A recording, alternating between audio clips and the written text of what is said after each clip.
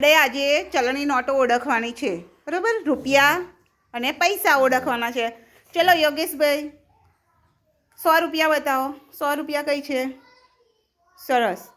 પ્રિયંકાબેન, 50 રૂપિયા. 2 રૂપિયા. દિવ્યા, સરસ. હિરલ, 500 રૂપિયા. 500 રૂપિયા, સરસ. ચલો 20 રૂપિયા. જય, 20 રૂપિયા, સરસ.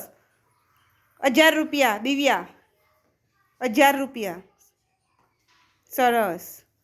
ચલો ધ્રુવી, રૂપિયો. રૂપિયો બતાવો, સરસ. હિરલ, 10 રૂપિયા. સરસ. ચલો તાળી પાડ દો.